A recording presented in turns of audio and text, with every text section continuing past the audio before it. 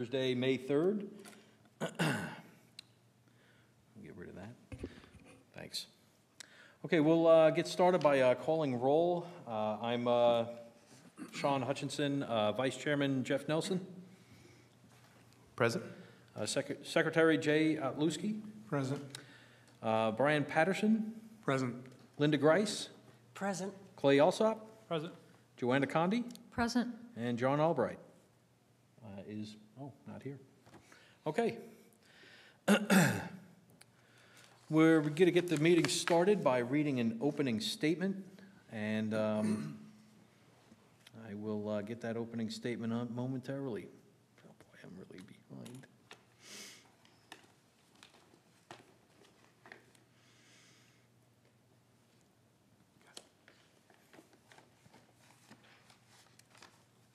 What's that? Oh, I had a copy if you couldn't print it. I'll take your copy if you have it.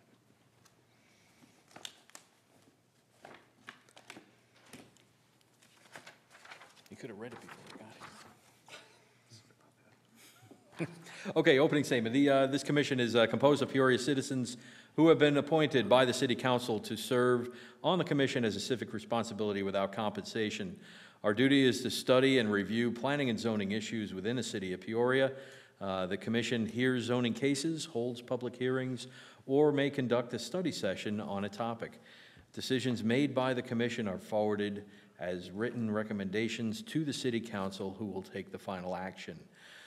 All hearings are conducted in accordance with rules for procedures and Robert's Rules of Order.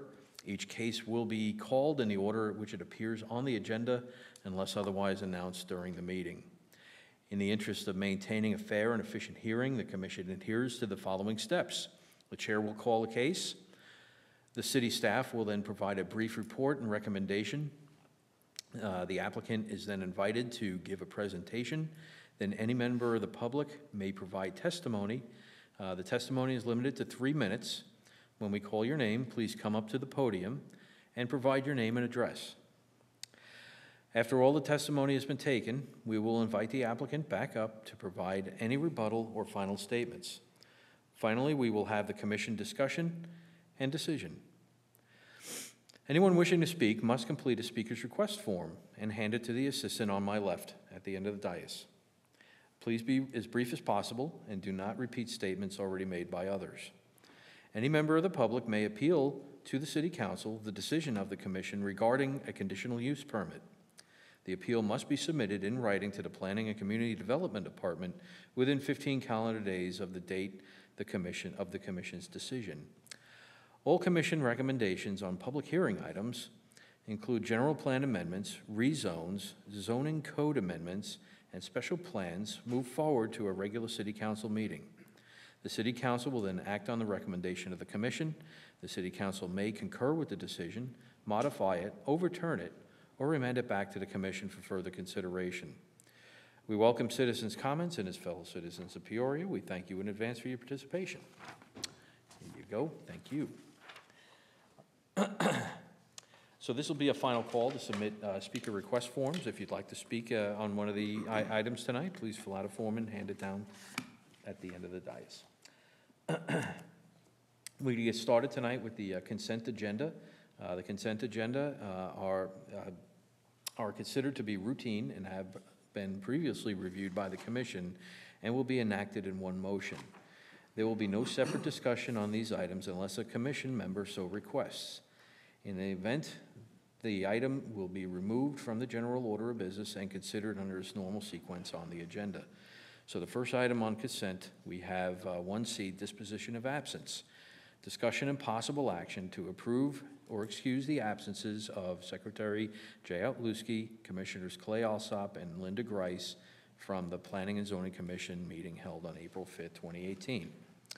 Item 2C, minutes, discussion and possible action to approve the minutes of the Planning and Zoning Commission meeting held on April 5th, 2018.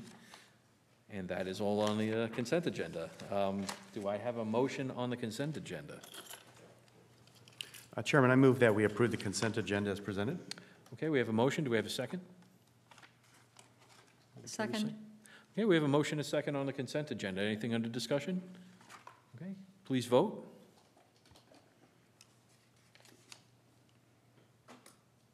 And the consent agenda passes unanimously.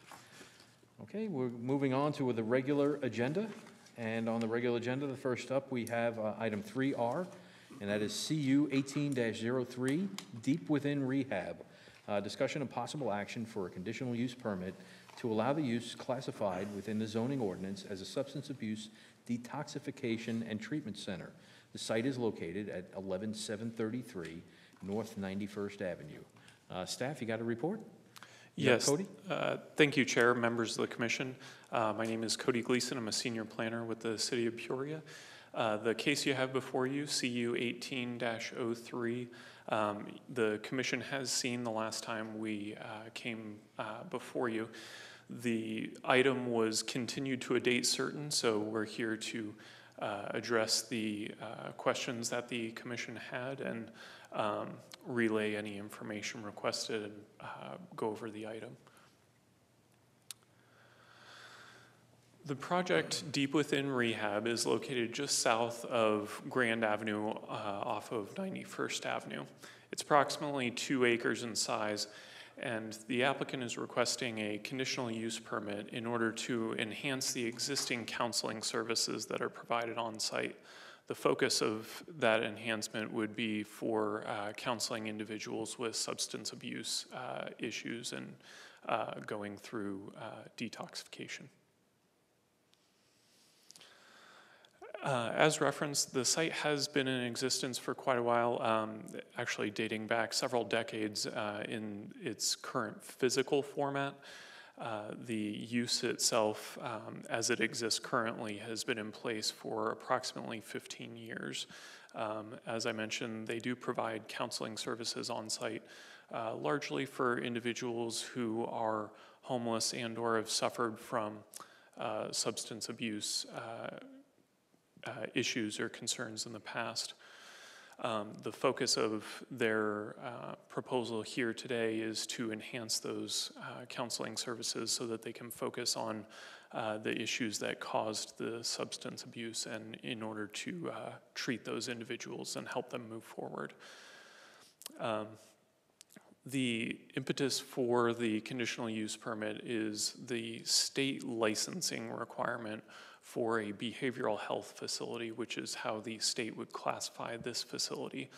So as a result, in order to find an analogous use listing, staff has determined the most appropriate use listing being the substance abuse treatment facility in this case. The activities that are conducted on site, as I mentioned, are largely as you would find with counseling service. What they do when they receive a client or customer is that they make an assessment, they provide an individualized program for that particular person. They conduct individual and group therapy sessions provided by a counselor. And they engage in what many people would refer to as a 12-step program in order to aid that individual in moving forward with their life and, again, working towards being a productive member of society.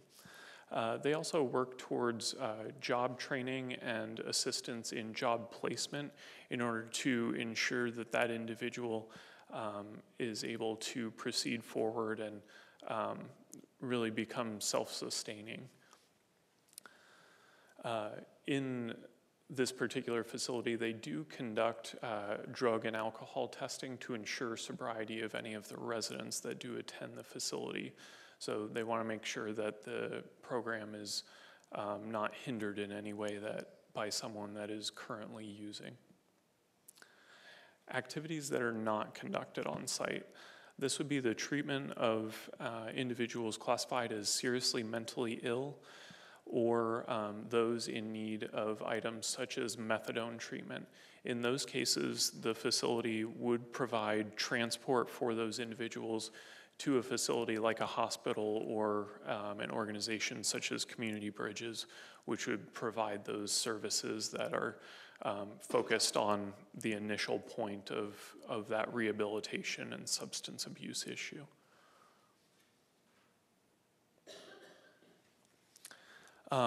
The day prior to the last meeting, so April 4th of 2018, staff did receive a letter in opposition to the proposed conditional use permit.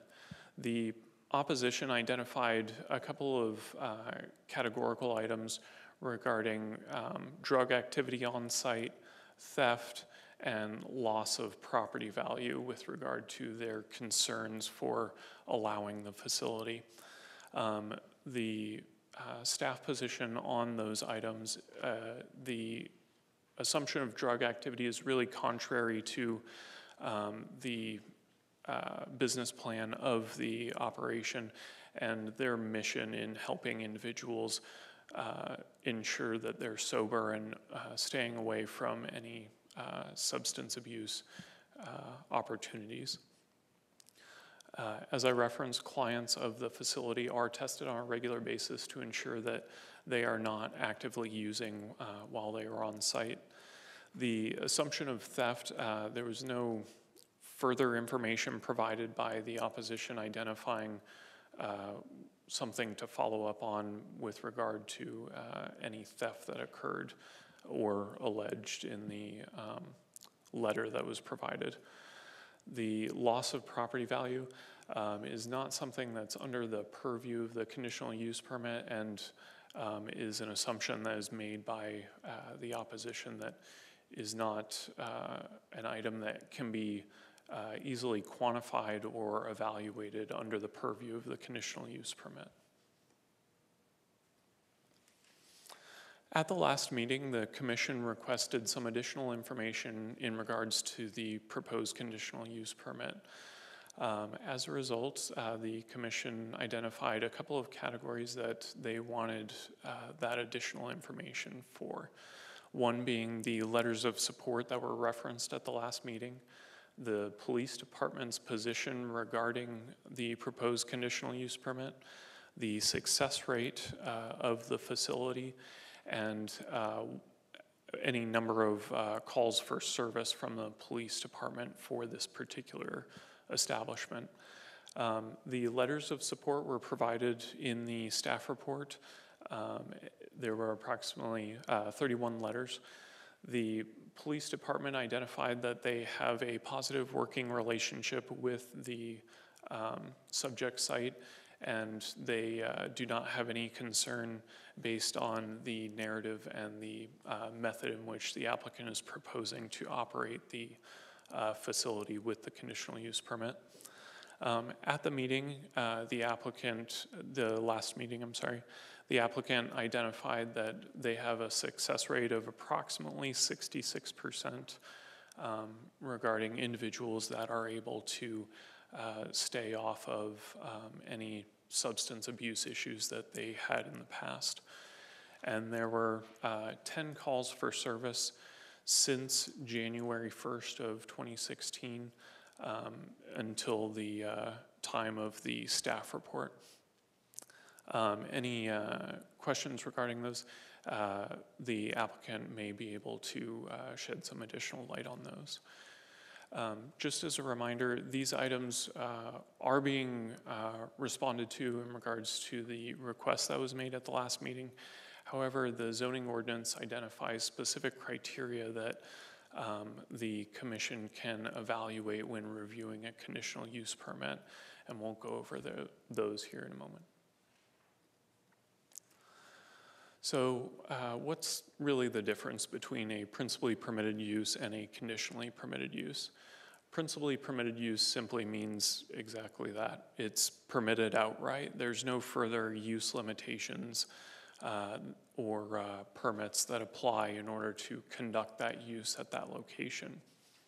A conditionally permitted use, similar to a principally permitted use, is a permitted use. However, we have to identify any context-appropriate conditions that can be placed on the conditional use permit to ensure that it is appropriate for the operation of the facility in regards to items such as the surrounding sites, use-specific limitations that are identified within the zoning ordinance, and any operational characteristics of the facility, such as hours of operation or outdoor activities that are conducted on site.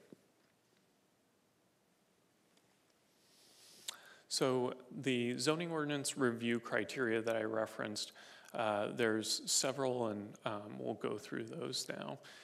The conditional use permit is identified within specific zoning districts according to particular uses. So in this case, a substance abuse treatment facility would be a permitted conditional use within a C4 zoning district. As such, the subject site is located in C4 and is pursuing the requisite conditional use permit. Many conditional uses have certain locational requirements. For instance, outdoor dining requires that it be located at least 200 feet away from, I'm sorry, not outdoor dining, bar liquor license requires that it be located at least 200 feet away from any single-family residential zoning district. So that would be an example of a locational requirement for a conditional use permit, and those are defined within the zoning ordinance. In this particular case, the site is located within the Old Town Specific Area Plan. So in a situation like this, the Old Town Specific Area Plan calls for a particular type of use at that location, specifically light industrial. As such, the proposed use is a conditionally permitted use within intense commercial and light industrial zoning districts. So they are meeting that particular requirement. There's an additional requirement that identifies whether or not the site complies with city code standards guidelines governing such use. In this particular case, there are no additional use criteria identified within the zoning ordinance. So it's merely ensuring that context-appropriate conditions are identified for that conditional use. As such, being that there are no additional requirements, the applicant has met those.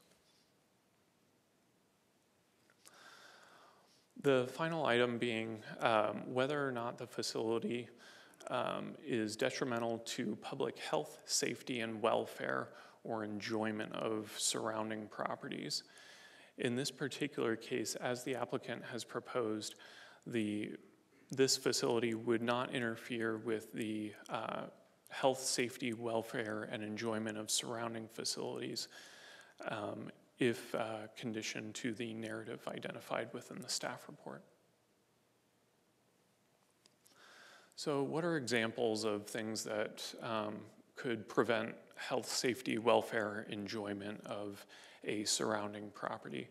One item that we often see is hours of operation adjacent to residential uses, ensuring that any outdoor activities, if they are occurring within reasonable hours so that they are not disturbing surrounding property owners.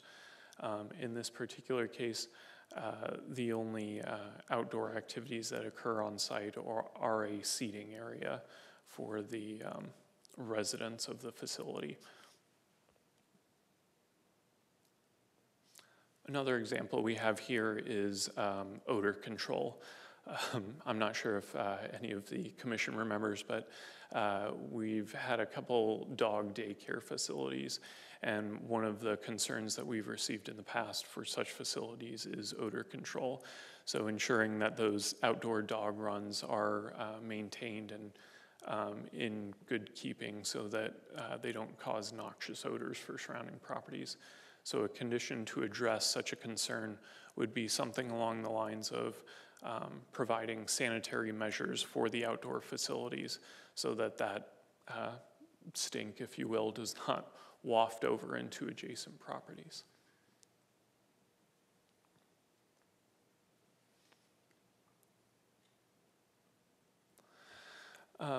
As a result, staff finds that this particular use as proposed does not create a material change for the subject site, as they are providing counseling services currently, and those counseling services with the use of this conditional use permit would simply be focused on aiding individuals with substance abuse problems.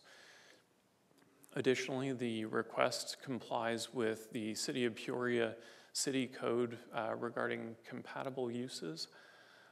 The applicant has provided a Proposition 207 waiver, and the use, when operated in accordance with the narrative and the stipulations identified within the staff report, would not create a nuisance or context issue for surrounding areas. As a result, staff recommends that the Planning and Zoning Commission approve case CU 18-03, subject to the conditions identified within the staff report. There we go. Thanks, Cody. Before we open the public hearing, looks like we have a question from the commissioner, Joanna Condi. Yes, I visited the facility and, Mr. Chair and members. I'm sorry. I visited the facility and this morning, I spent a couple hours there going through it. I really appreciate all of the additional information that you provided in our packet. That really helped with all of the letters of approval and all of the things that you put together. So I really want to compliment you on getting that to us so that we could make a decision. I had some concerns, and they have all been alleviated. I feel, as you know, I'm an appraiser. I do not see that since the use is not changed, it's not going to have a negative effect on the property values. I know that was a concern of some of the neighbors, but I certainly do agree with you that this case should be approved. Okay, thank you. Any other comments from the commissioners before we open the public hearing? Okay, seeing none, we're going to open the public hearing. Would the applicant like to speak?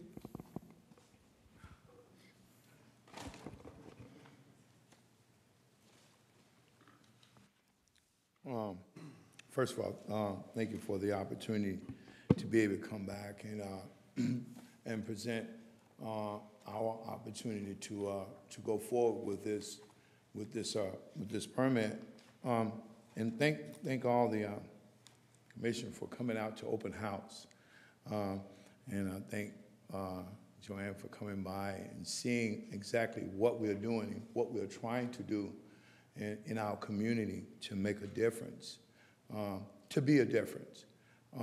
As we go forth with what we're trying to do, it's only that we're trying to be a positive in this community, to be the difference maker, not to sit on the sideline and hope that things get better. We're trying to work forward to ensure things do go better and serve the public and individuals a little bit more proficient to get better. That's basically it. Okay. Do we have any questions for the applicant? Well, I want to, seeing none, I wanted to say myself, yes, we spent some time out there, and Lee, you and your family, outstanding work that you do in our community. Community should be very proud of the work that you guys do. Very, very impressed with your operation. We do have a request to speak from a Leander Yaiva? Yeah. How did I do? Yeah, you did all right. You did all right. All right. Yeah. Could you please state your name correctly and your address for the record? Good evening, ladies and gentlemen. My name is Leander Yeva. I am a product of this agency. 13 years ago, I entered their facility, a homeless alcoholic and drug addict coming off the streets of Torrance, California.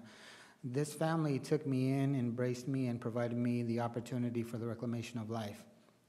What they've done there has been nothing short of a miracle as it relates to my journey to recovery and, the reclamation of life. Present day, I'm the Director of Operations for Scottsdale Recovery Center, and I do open facilities such as Deep Within. I go through the licensure process. I've also had many facilities Joint Commission accredited. So being the history that we have established is just an opportunity for me to come back and provide some assistance, guidance, and support, the same kind of support that they've given me throughout the years. And this family is amazing. I mean, when they informed me of this, and given the opportunity to speak on their behalf, it was an opportunity for me to establish a foundation for other people to follow in the path that has been provided for me. So I feel very fortunate to be here. I feel very fortunate to be able to give back in some capacity. But in the very beginning, I was one of those people that you'd pass on the street, on the sidewalk, just the depletion of a man. But they really give me the opportunity to find my way. And now, in my position where I work at now, it just gives me the opportunity to give back. But I've always stayed connected with the family, always stayed connected with Deep Within. And this family, again, is amazing. And I applaud their efforts to structure it, have it more organized, and to implement more strategic measures to provide opportunities to other individuals such as myself. So thank you for giving me the opportunity to speak. And I'm in favor 100% of everything that they're doing. Thank you. Okay, thank you. Okay, I have no other requests to speak. And I see no commissioners are on the board for asking a question, so we're going to go ahead and close the public hearing. And before we move to a vote, do any of the commissioners have any questions for staff? All right, seeing none, let's please vote, or I need a motion on item 3R. I'd make a motion that we move for CU 18-03, condition to the staff statement. Okay, we have a motion to approve. Do we have a second? Second. Okay, a motion and a second to approve. Anything further under discussion? All right, seeing none, go ahead and vote.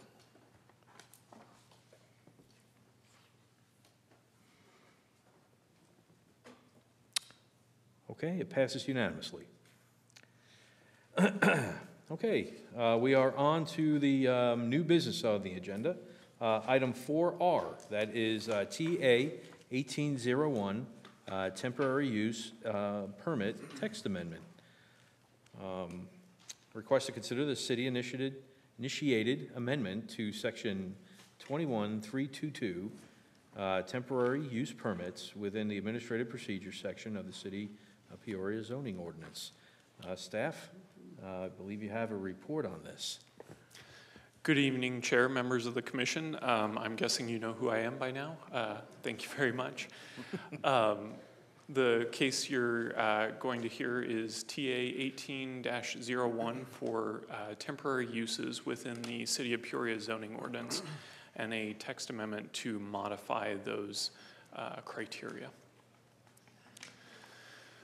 When we came before you last time regarding this proposed text amendment, we wanted to get some feedback regarding any items or concerns that you had and some proposals that we had for the language change and the regulation changes regarding temporary use permits. We've taken that feedback and what we had as far as a draft text amendment and brought it forward, incorporating the feedback that we had received previously in order to really provide an opportunity within the city for creating a sense of place within particular sites that maybe have areas that are underserved or not activated as highly as they could be. So the role of the zoning ordinance is to protect and promote health, safety, and general welfare of the residents and businesses within the community. It does so by providing regulations on things like temporary uses to ensure that there is a compatibility between uses. We want to make sure in the case of temporary uses that they do not overwrite, supersede, or conflict with existing permanent uses on particular sites. As such, we've reviewed the criteria and evaluated opportunities to make modifications so that we can accommodate reasonable requests through other mechanisms than simply constantly requiring a temporary use permit that may not be necessary, or that we could facilitate through some other mechanism, in the proposed case being simply proceeding with the activity based on certain criteria. Current regulations, and as it proposed, it would remain this way. The duration maximums for a temporary use permit are 12 times in a calendar year, a max of 30 days per event, and no more than 90 days worth of temporary uses on a particular site.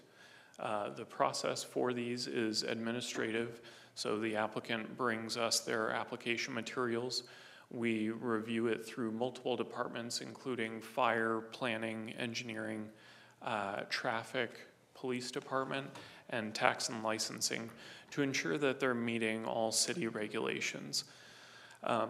Over the years, we've found that in many cases, when it's a very small event or something that is for a short duration, there are general criteria that could have applied that perhaps maybe wouldn't call for a full review, and those regulations could simply be given to anyone looking to pursue such a use.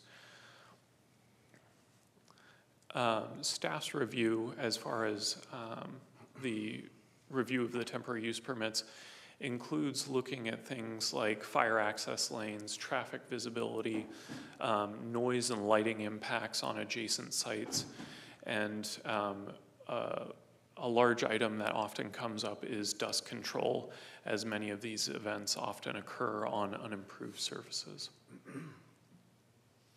So what did we change?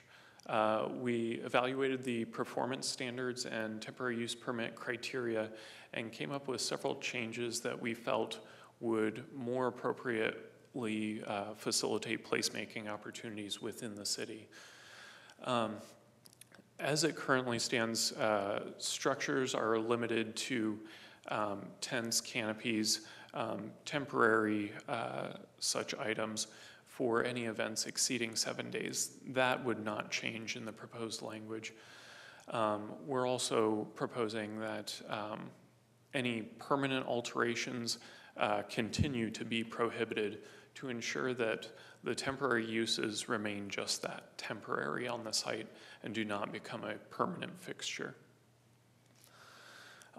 We also wanted to provide general criteria for items such as undeveloped lots, because we often get dust control concerns, or we want to avoid track out or accessibility onto the public right-of-way from those lots. So we provided general criteria that would address each of those concerns and would apply to all temporary uses. Examples of temporary uses would be things like carnivals, fireworks sales, Valentine's Day sales, Mother's Day sales. Pretty much if you see a tent selling flowers, that would be a temporary use permit. Other temporary use permit examples include items such as donation bins, outdoor concerts, or paid events similar to the concerts. One item to note is that the state legislature is currently reviewing and making modifications to regulations regarding food trucks.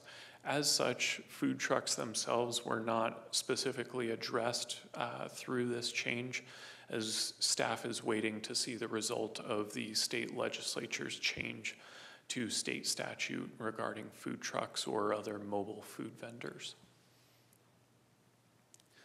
So the exemptions that we created, we tried to make sure that they provided opportunities without providing impacts on surrounding areas. So if we were going to provide an exemption, we didn't want that exemption to create issues or become a long-term use at that site. As a result, things like typical garage or yard sales or open houses, we didn't want to regulate those, as those are often a minimal practice for items such as single-family homes to ensure that a person can sell their used items or place their house on the market, and are often fairly innocuous to the single-family residential nature surrounding them. Temporary car washes for things that you see like high school fundraisers or charity events within a gas station parking lot, with certain limitation parameters as far as hours of operation and number of days. As you can see here, in this case, maxed out at 2. We didn't want to require a temporary use permit for those because we felt that limiting the number of days and times per month would provide enough limitation that they would then self-regulate. All other items meeting the list that you see here. So we wanted to provide a catch-all again for things that we felt were more minor items. In addition to hours of operation, noise levels, limiting it to a maximum of 2 days every month, we provided criteria that they would have to meet in order to get this exception, such as a minimum of 200 feet from a residential structure. We also provided size limitations based on the size of the parcel that the particular use, parcel or center that the use would be occupying. So we'll have some criteria here for you. Under an acre, we felt was likely too small in order to accommodate an exemption without having to review it through a temporary use permit. So we wanted to be able to ensure that access issues were not a concern, life safety issues were not a concern with emergency ingress, egress. And oftentimes when you get under an acre for a commercial or retail site, you're getting into such confined quarters that it makes it difficult just for circulation if anything other than the permanent use is occupying the space. So we wanted to still have the capability to review that. For properties in excess of 1 acre but under 5 acres, we felt it appropriate to allow up to 4,000 square feet. And we'll get into the methodology behind that in just a moment regarding the 4,000 square feet as it compares to properties of that size. And then properties in excess of 5 acres, we wanted to provide a larger area of exemption to ensure that it could be proportionate to the site while still maintaining a minor or accessory use to the property. Here you can see a typical retail parking lot with drive aisles in between each row of parking, and then as you progress, double rows of parking. Here we have sites that are greater than 1 acre and less than 5 acres.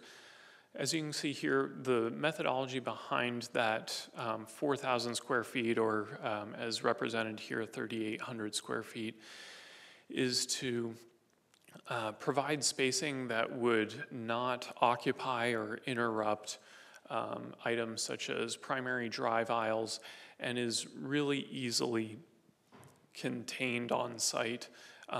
For the city of Peoria, our landscaping ordinance identifies that parking islands need to be provided every 8 spaces. So in this case, you have a double row of 8 spaces that would be able to accommodate a temporary use without obstructing items like landscaping or drive aisles. As you progress to a larger site, say in excess of 5 acres, you often have drive aisles that are ancillary and not primary drive aisles for access to the site or the facility or emergency access to the site. So we felt it appropriate to increase that size in order to accommodate spanning more minor drive aisles, or depending on how they organize the temporary use permit or site, it could then extend into longer rows of parking. Here we have some examples of commercial sites throughout the city. One being 11 acres at 75th Avenue and Bell, one being 7 acres, 75th Avenue and Cactus, and then a smaller site, 2.4 acres at 84th Avenue in Peoria. Just to give you a representation of what those size exemptions look like on lots as proposed. So here we have the 11-acre site. As you can see, the parking field expands even off of the picture that we have here.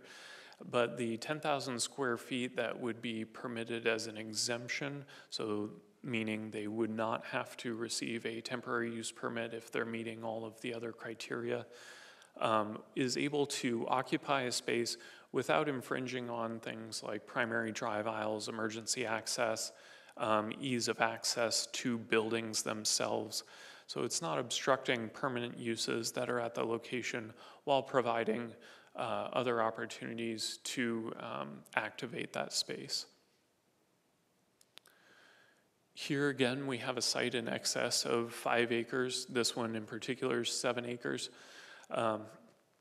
This accommodates, as you can see pretty easily here, without obstructing those primary drive aisles, 10,000 square feet of area for that temporary use permit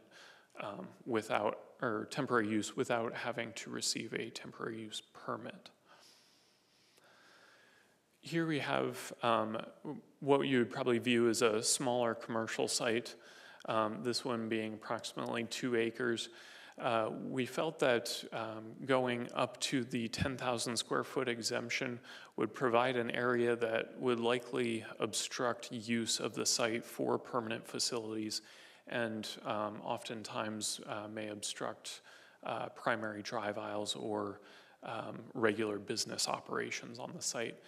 As a result, we felt cutting down to that 4,000 square feet, so what is typically about kind of end capped by landscaping islands, that size of an area would provide an appropriate allowance. Here's just a recap of the exception criteria and how we tried to make those as proportionate as possible for sites. As a result, staff feels that the proposed amendment would provide a more user-friendly ordinance and accommodate exemptions throughout the city in areas where any temporary use permit or temporary use that is exempt would facilitate a use that is minor and ancillary to the overall permanent operations on the site. We felt that the general performance criteria and the exemption criteria captured enough limitations that those particular uses would be able to proceed forward without any infringement on the permanent sites. Additionally, the text amendment would provide staff the opportunity to review temporary uses that don't meet those exemptions and perhaps need a further look in order to evaluate what items need to be conditioned or stipulated for the use to occur. As a result, staff recommends approval of case TA 18-01 to the City of Peoria City Council. And with that, I'll take any questions you might have.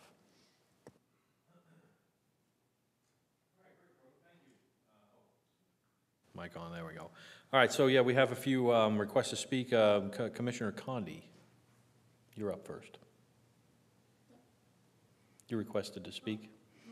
No? All right, now you're off. All right, Commissioner Nelson. Thank you, Chairman.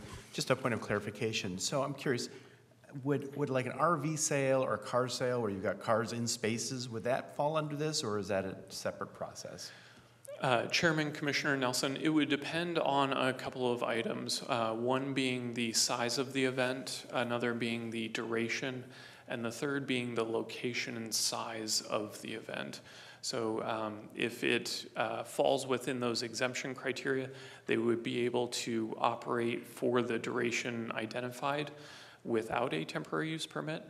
However, if they did not meet those exemption criteria, then they would have to come in for a temporary use permit so that staff can appropriately identify conditions or stipulations to ensure the operation of the site. So like an RV sale on the weekend at the Peoria Sports Complex is an example, where we fill up the entire lot. They would require one. Chairman, Commissioner Nelson, that's correct. Due to the size of the event, however, there is an exemption, not so much an exemption, but a different path, more or less, for events that are held on city property because they need to obtain city approval.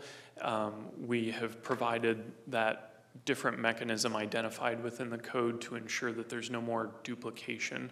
It used to be kind of a gray area where it would seem that they would need a temporary use permit, but they would proceed through the Community Services Department with a special events permit. So this eliminates that duplication and ensures the path forward for events on city property is the special events permit. Okay, great. Thank you. Okay, Commissioner Lusky. Yeah, if we could skip back to the exemptions page. I just want to make sure I understood this right. Specifically, yeah, on the right-hand side. So the exemptions would be those, and then it says other uses that meet all of the following. Can you clarify that a little bit for me? Because I'm looking at located entertainment district, and it just hit me as odd that is it only in an entertainment district, or is it outside of it, or? Certainly, Chairman, Commissioner Lusky. In this particular instance, we wanted to kind of incentivize and provide an appropriate exemption for events within the defined entertainment district. And that district is actually a very set area that was adopted by council as part of a resolution. State statute allows for the city council to adopt entertainment districts. And in this particular case, we wanted to allow for events to occur within that district. So though they would be exempt from a temporary use permit, there are still criteria that they would have to meet in order to ensure appropriate context with the surrounding area. Okay, I think that does it. Thanks. Okay, Commissioner Alsop. Can you elaborate on what would this? You specifically use the example of the donation bins. I see those at churches and school parking lots.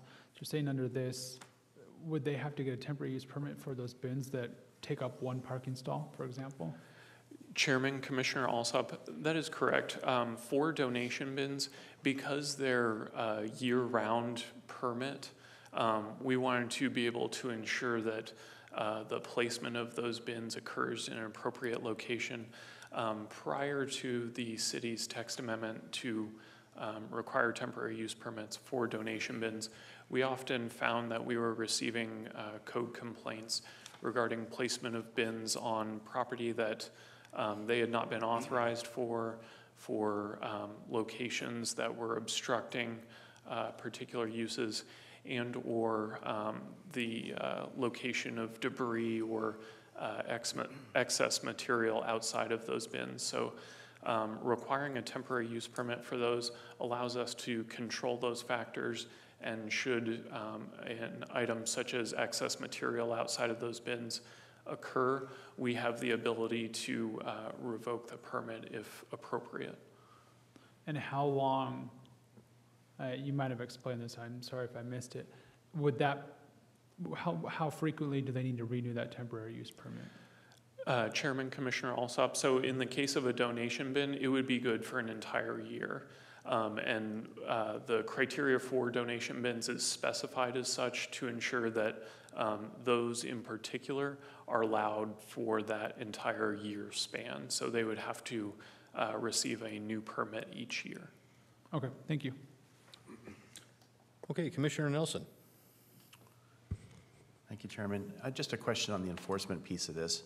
So is this, I would assume this is just, there's going to be some education if this passes, done in the community, and it's our hope that businesses will then follow the procedure. We're not going to be here's my concern. We're not expecting fire or code enforcement or police to stop at an event and say, I need to see your permit, right?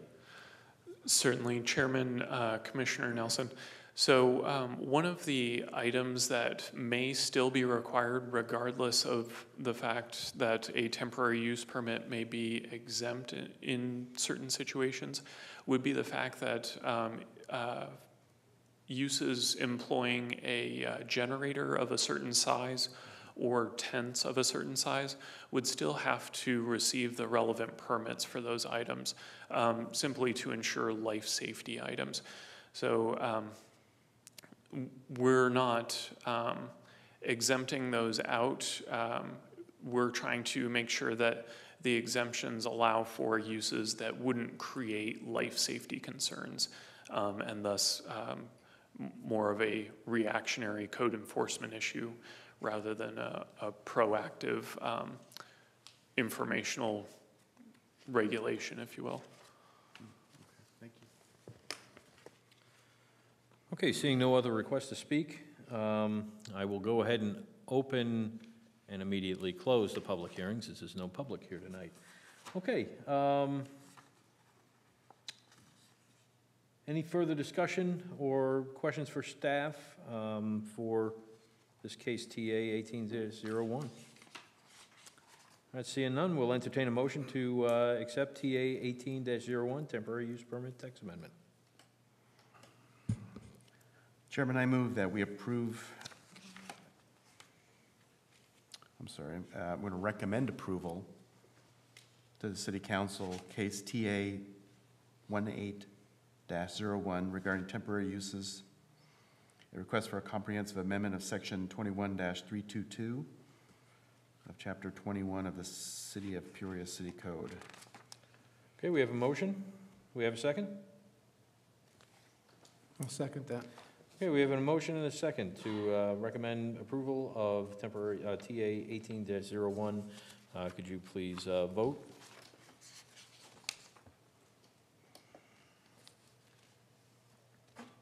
Okay, it passes unanimously. All right, on to item 5R. I believe we have,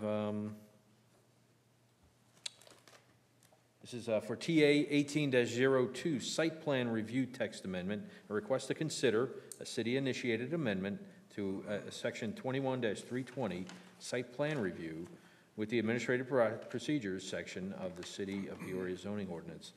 We have a staff report. Lori, you're up. Good evening, Chairman, members of the Commission. We are now giving Cody a break, and we're going on to the next text amendment, if you will. So the case before you is for the site plan review criteria within the zoning ordinance. Oops. This is a city-initiated text amendment. Specifically, it's a very precise amendment, if you will, to section 21-320. It's simply for a site plan review, and I'll kind of talk about that in a little bit for those commissioners that missed our study session last time. Where does the site plan fit within the process? So overall, the goal of this amendment has been to provide more finality regarding the city's land use decisions, and we're still wanting to protect the rights of all parties within the process. Additionally, we wanted to modernize the code. Specifically, we wanted to allow the director to determine the validity of a site plan appeal and to transmit it to the appropriate hearing officer, and we'll talk about that more in the presentation. We also wanted to realign the designated hearing officer with the nature of the appeal, and also to modify the deadlines that are mentioned so that they're more consistent with the city's hours of operation. So with that said, let me give you a little bit of context on this one. What you see in this graphic before you is the development process. Typically, we look at it opposite from normal. Usually you go top down, we're going from bottom up this time. So on the bottom, you're gonna take a look at the general plan process. Now, for those commissioners who have been subjected to our general plan update, they know this graphic well. But primarily the general plan is a policy document. It's a foundation and a framework for how the city is going to develop. It looks out 10 to 20 years and beyond. and it establishes the community vision, if you will. This is the first document looking at the very macro level, up above 30,000 feet, that you start talking about where appropriate land uses go. So this is the first level of the onion, if you will. As you move up in the process, you talk about the zoning ordinance. That's the next one up. And those regulations are adopted by council, and it's actually intended to implement the land uses that have been set within the general plan. And we talk about those through specific districts, like an R18, a C2 for commercial, for a PAD for customized development standards. Each of those zoning districts in there have specific building heights, setbacks, regulations on landscaping requirements, and so on. You also have instances where your land uses may require a conditional use permit and certain performance criteria in there. So that's the next step, if you will, where we talk about land uses. So why is that important? So let's talk site plan now. That is the one thing that we cannot consider as staff when we are reviewing a site plan application. The land use discussion has already occurred at the general plan and the zoning level. So what we're simply doing within the site plan review is to ensure compliance with the ordinance. It is a technical review.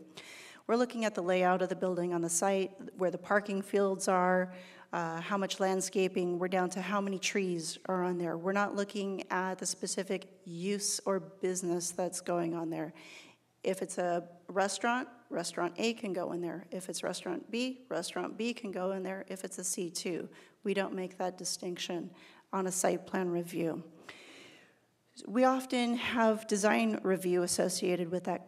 It is actually a slightly separate component. So in the site plan review, we're looking at the layout of the buildings and so forth. The design review criteria looks at colors, materials, architectural vocabulary, the massing of the structure, and how does the building interact with the pedestrian level. So even though the applications are together, it's a different focus when we're doing the review. So again, the biggest takeaway on this one is land use cannot be considered, and I'll touch on that briefly. When you look at the site plan review process as a whole, this kind of is an illustrative graphic of that. We get the application in, we immediately send out a postcard for the notice of application.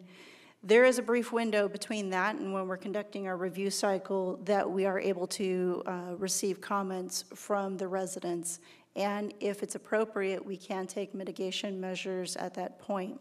For example, if there's an issue with sightline, we may be able to adjust the number of trees or the locations of the trees on the site to better accommodate their concerns with light or something coming into their backyard in that manner. Typically, a site plan review will take 1 to 2 reviews, and then we issue a staff decision, and a postcard is sent out, and that's called the notice of decision. So when that gets sent out, we have an appeal window at that point in time. If we don't receive an appeal, it goes directly on to the building permit and civil plan process. So they're getting into construction documents, if you will. Sometimes, and this is when we often get an appeal, is when somebody is unhappy with a decision that's been made either at a conditional use permit level or that they want to try to challenge the use one more time. So they'll file a site plan appeal, and that will come to the staff, and then we have to make a decision on what to do with this thing. So let's talk about the process. And this is where we've made some of the changes. So who should be able to file an appeal? Right now, the existing standard is anyone. That's a very large category. There's no distinction between individuals, businesses directly impacted by the application, and those outside of the notification radius. So there is the potential for an outside business to try to slow down a competitor if they want to, so they could file an appeal. What we are proposing is that the applicant who has the site plan, they can file an appeal if needed.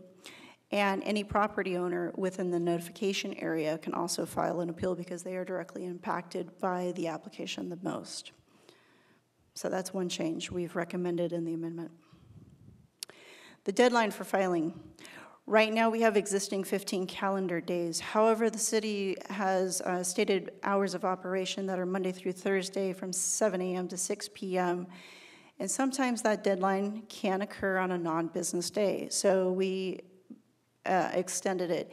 If it falls on a non-business day, we say 15 calendar days or by close of the next business day to allow that to occur so that the appeal is filed within the time frame. So when is the appeal valid and who makes the decision? So this is the start of some of the major changes within the code that we are proposing this evening. Right now, the existing standard is if an appeal is filed by anybody within the required time frame, it's immediately forwarded to the hearing body for consideration. Currently, that hearing body, for the most part, is the Planning and Zoning Commission.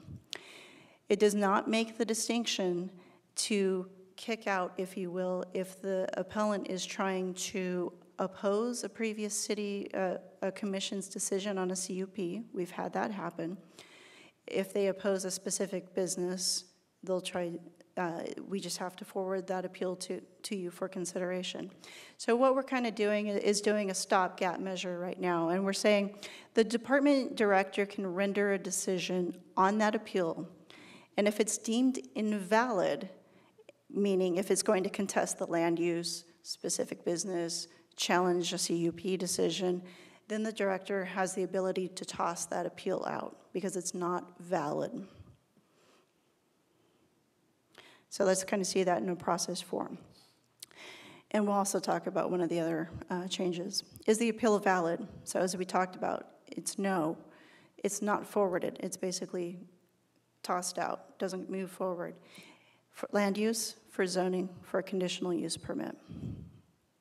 So if the appeal was, I don't want grocery store A on the corner, I don't think it's appropriate, I want grocery store B, that's not a valid appeal. It's not a technical requirement.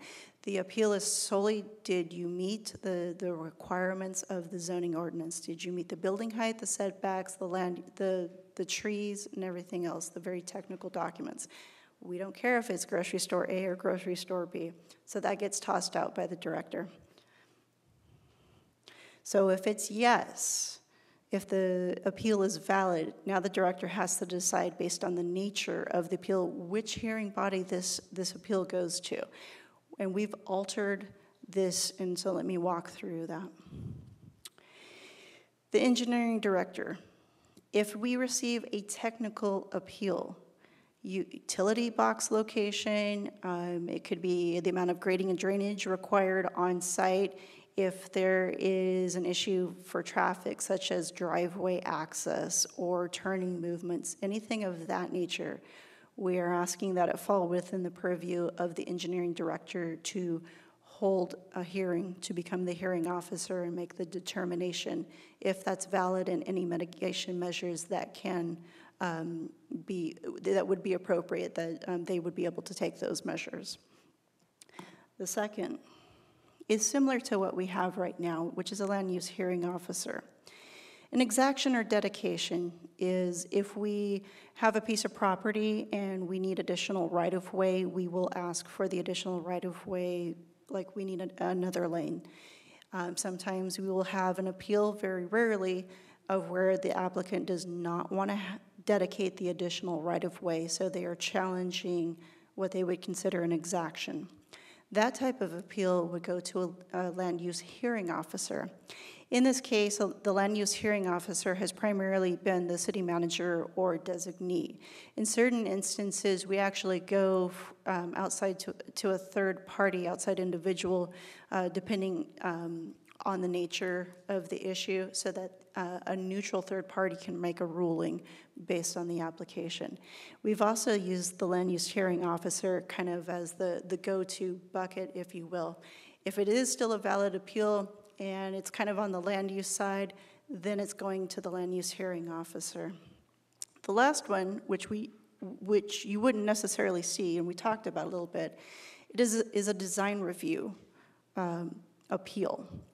Because the site plan and the design review kind of come in at the same time, If there is an issue regarding some of the architectural standards that we've put onto the building, that would actually go to the design review board as it does right now.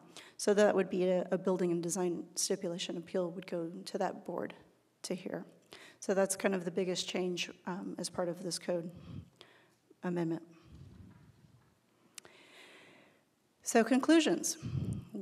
We believe that the proposed code that's within your packet this evening is more user-friendly, and it clarifies the site plan review and the approval criteria that we are going to be using. And it actually aligns the deadlines with the city's stated hours of operation, and it streamlines the process more to ensure that the appeals are conducted fairly and in a manner that protects the rights of all the parties. So with that, we are asking for approval to amend case TA 18-02 to amend section 21-320, the site plan section of the zoning ordinance as shown in the staff report. And with that, I will take questions. Okay, thank you. We have a few members that would like to speak. First up is Commissioner Nelson. Thank you, Chairman. Thank you for that report, Ms. Deaver. Just a couple of questions. So we are obviously going to be limiting some rights of residents here with this process because those outside the notification area will no longer have those appeal rights. I'm assuming legal has reviewed this, vetted this pretty thoroughly. Doesn't feel there's any risk of a challenge in court or anything like that.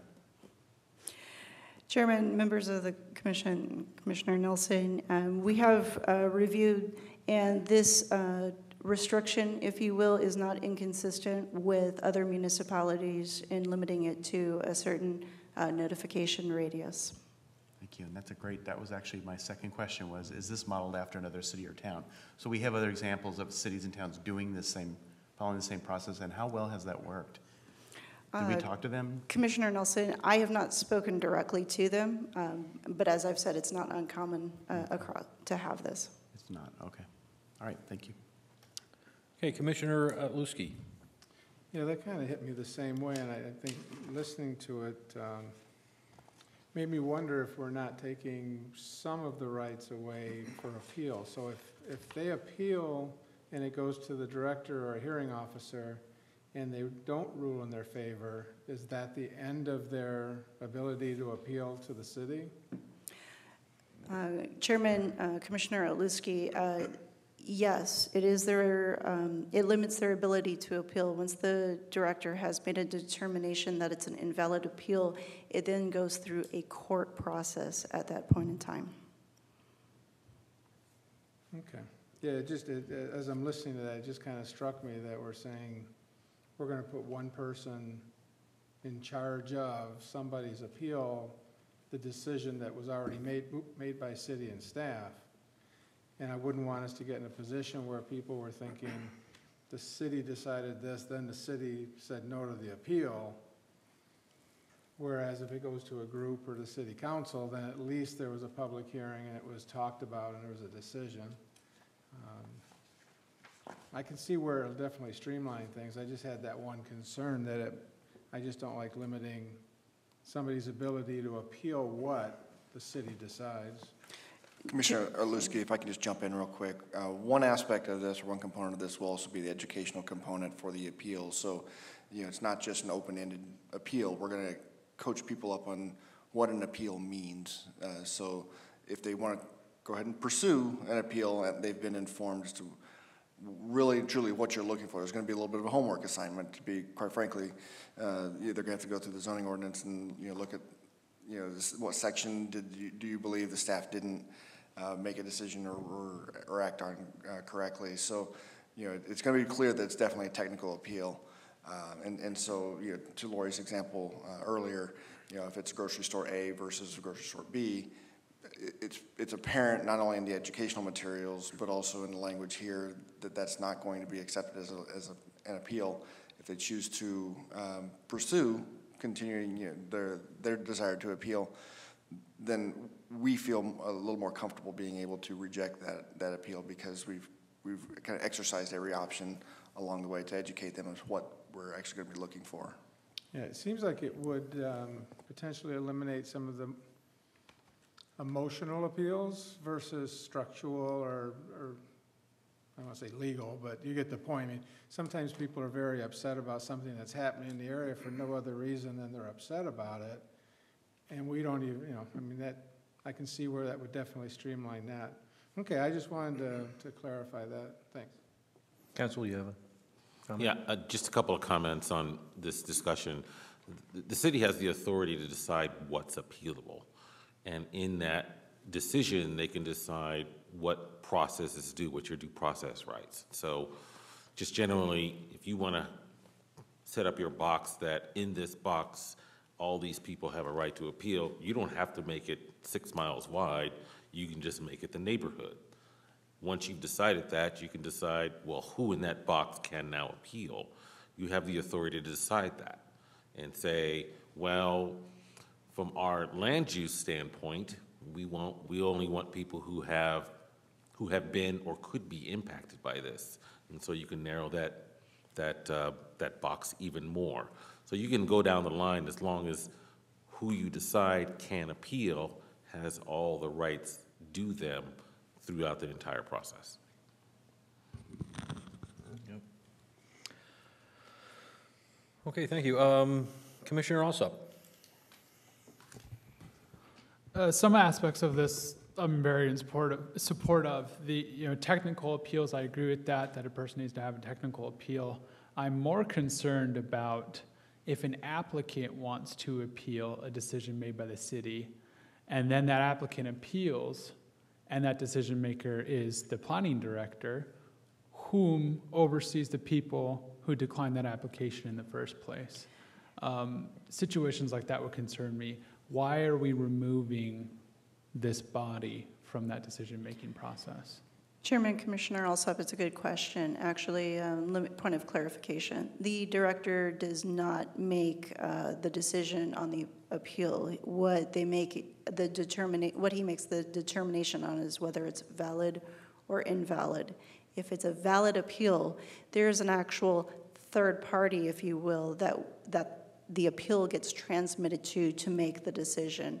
In the case of the engineering director, they oversee the policies, standards, and engineering requirements of the city. They have the authority under the city code to make appropriate changes to the regulations if they deem fit where it's appropriate. They have some latitude, and so they would be the more appropriate person to make that decision.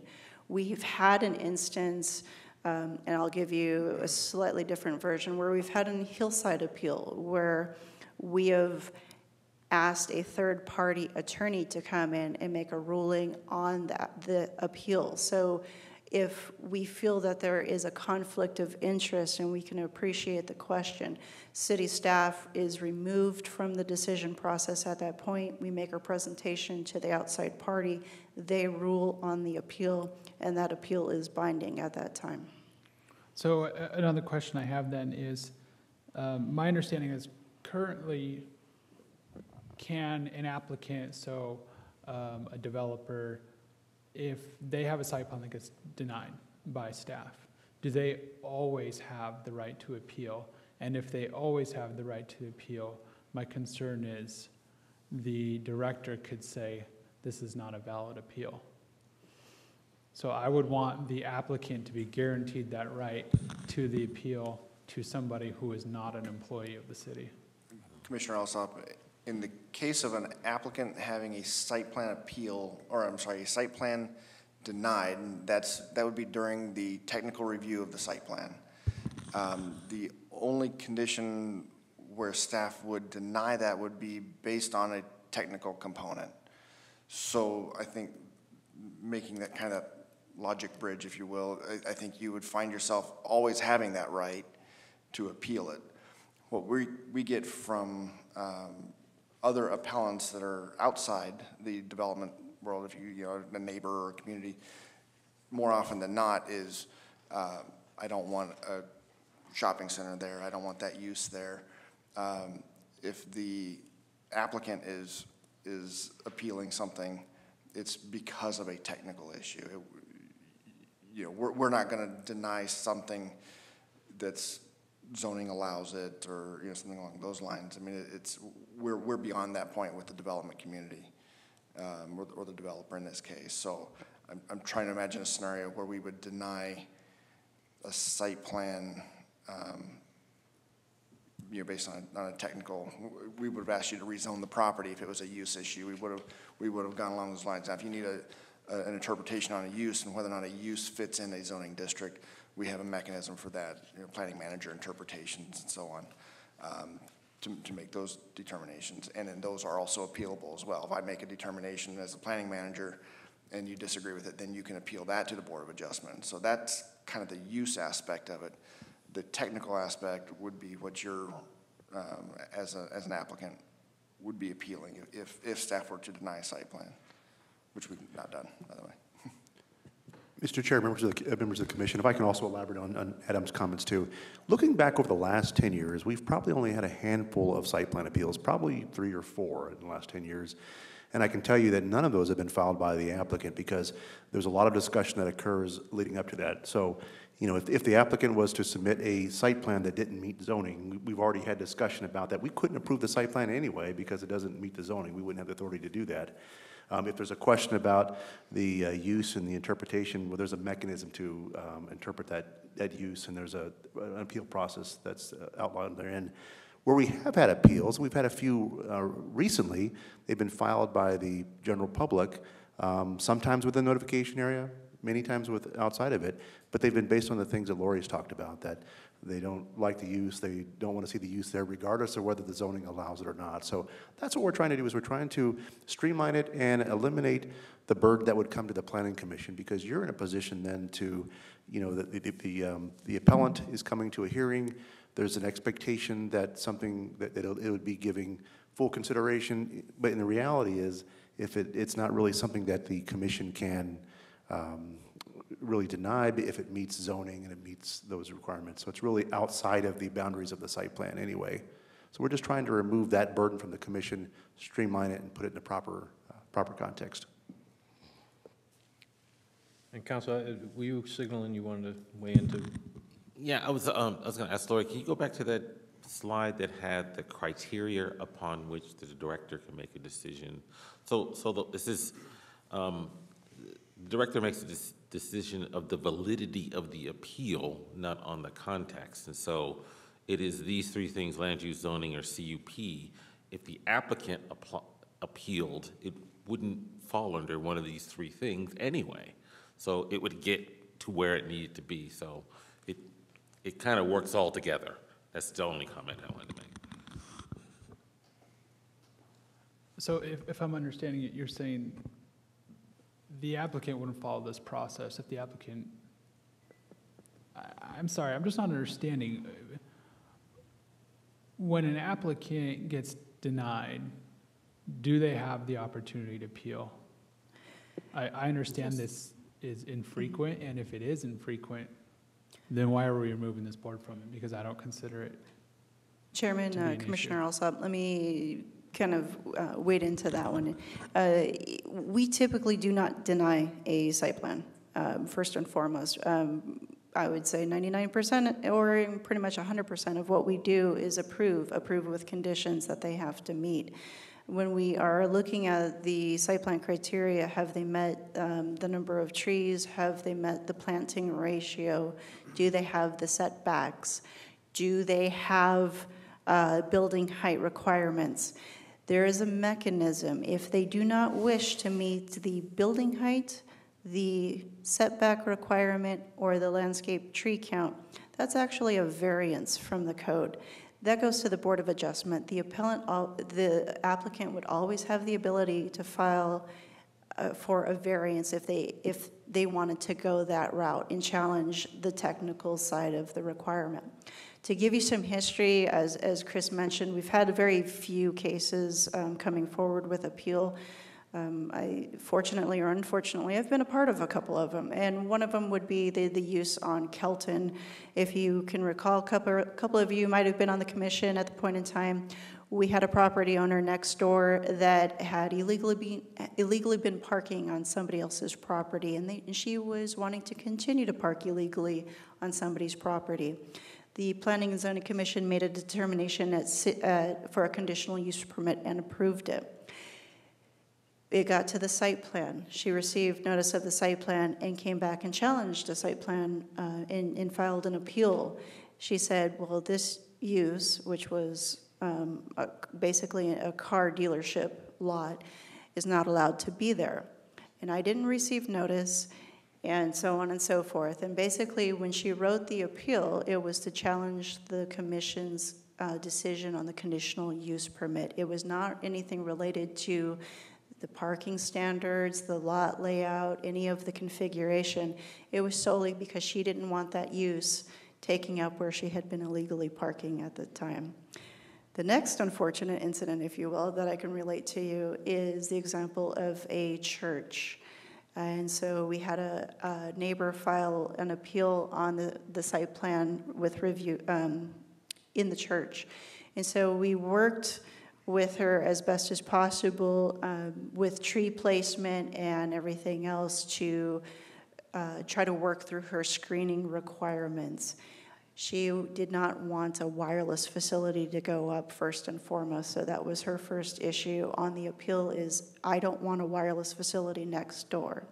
So again, that portion of the appeal would have been kicked out because it's related to the land use. Wireless was allowed at the church site. So those are kind of two recent examples of what we've had that the commission would have had to decide, but the commission is basically limited when the appeal comes to you, as you are fact checkers. You are basically going through the list to see, did staff make an error in their decision or not? Should there have been 21 trees and they only got 20 on the site plan? It really is down to the nuts and bolts and very details of did we do what we were required to do, and is it on the site plan? Okay, Commissioner Patterson. Thank you, Mr. Chairman. I think these changes are excellent. My only question was, did the development community have any input or feedback on this? Chairman, Commissioner Patterson, we did not necessarily reach out to the community. What we have heard is when the cases are going forward and we do have an appeal that comes up, we hear their frustration at that point in time that they're getting slowed down because of an invalid appeal. So to the extent we have heard in the past that they've requested changes to be looked at. We just haven't gone out with this text amendment and asked the community for feedback specifically on it. So you're assuming they would be supportive? Yes, sir. Okay, thank you. I cleared the request to speak, so if anybody needs to, could you hit the button again? No? Okay.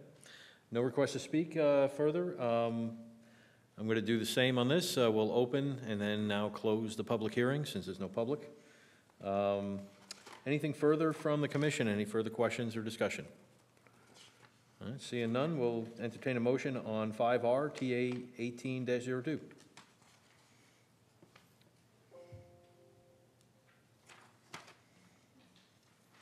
Anybody?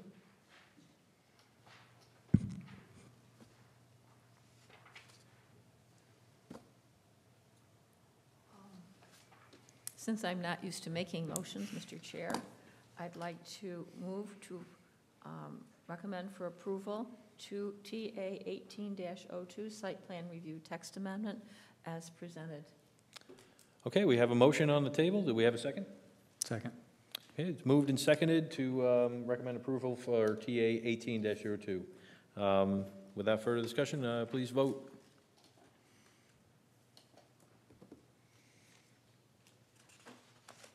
That passes unanimously. Okay.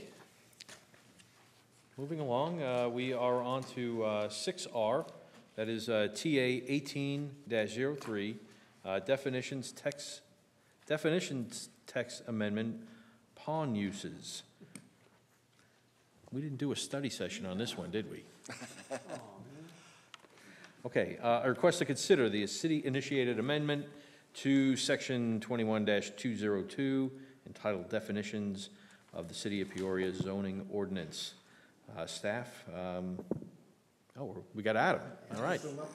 Okay, staff's up. Thank you, Mr. Chairman, members of the commission. This is a TA 18-03 is a city-initiated text amendment to the definition section to address pawn-type uses. This comes to us really after a recent inquiry from a business owner asking whether or not his business was going to be considered a pawn use. And we looked at our definition, and while it is a lengthy definition, quite honestly, it is kind of confusing. And when you have a definition that is loaded with or statements, you start to run into, the current definition says an institution that lends money or resells used merchandise. There's several others in there. Well, lending money is a bank. It can be a credit union or a bank. That's not a pawn institution. Reselling new and used merchandise, that could be a car dealer, certainly not a pawn dealership. So the current definition that was adopted in 2000 has some inherent flaws with it. So because of the flaws, we did a little bit of research at the Arizona Revised Statutes in section 44-1621 refers to pawn uses. And it's a much simpler definition. And so our intent with this amendment is really just to copy verbatim the state statute definitions for pawn shop, pawn broker, and pawn transaction into our zoning ordinance. Pawn shop is a replacement. As you see here, it's a much shorter definition, but we included two new definitions, pawn broker and pawn transaction, to add clarity. Pawn broker builds upon the pawn shop definition. I can read it into the record. Pawn broker means a person who is engaged in the business of advancing money on the security of pledged goods or is engaged in the business of purchasing tangible personal property on the condition that it may be redeemed or repurchased by the seller for a fixed or variable price within a fixed or variable period of time. Again, much clearer than our current definition. And then pawn transaction, again, just adds a little further clarity. Again, for the record, pawn transaction means either the act between a pawnbroker and a person pledging tangible property or extending credit on the security of pledged goods, or the act of purchasing tangible personal property. So these are the entirety of the changes. We're not changing any of the other standards, separation requirements, or business operations, zoning districts in which pawn uses can be located. So we just really wanted to clarify our zoning ordinance definition of pawn shop and align it with the state definition just for transparency between the two documents. So based on that, the change adds clarity to the pawn-related definitions. It aligns with the ARS section 44-1621 pertaining to pawn uses. And the changes are limited just to the definition section. We're not looking at land use decisions at this time. Based on that, the staff recommends approval of case TA 18-03 to amend section 21-202 of the definition section of zoning ordinance as provided in Exhibit A of the staff report. With that, I'll answer any questions. I've got nobody requesting to speak. So these title loan operations there, the pawn shops then, by definition? I'm sorry, what was These title loan operations, they're by definition pawn shops, correct? Chairman Hutchins, they are not. They are actually a separate non-chartered financial institution definition that is regulated separately. Okay. Okay, seeing no requests to speak, we'll do the motions of opening and now closing the public hearing. Anything further from the commission for staff on this TA 18-03? All right, seeing none, we will entertain a motion. Anybody? Chairman, I would like to recommend approval to City Council of case TA 18-03 to amend 21-202, the definitions section of zoning ordinance as shown in Exhibit A of the staff report. Okay, item 6R has been moved. Do we have a second? Second. Okay, it's been moved and seconded. Seeing no further discussion, please vote.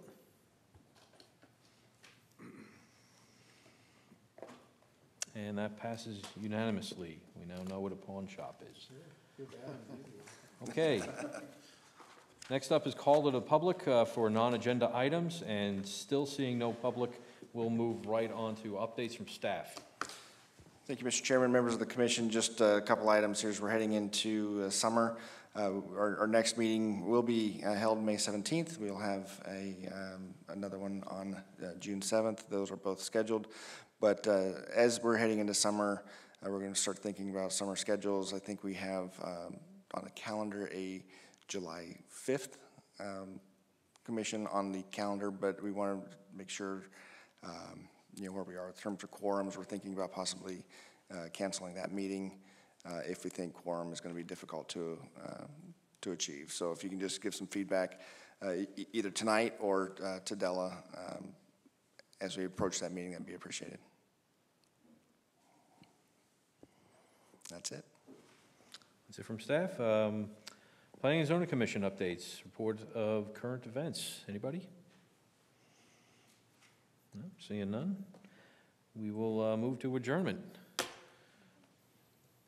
This meeting's adjourned. All right.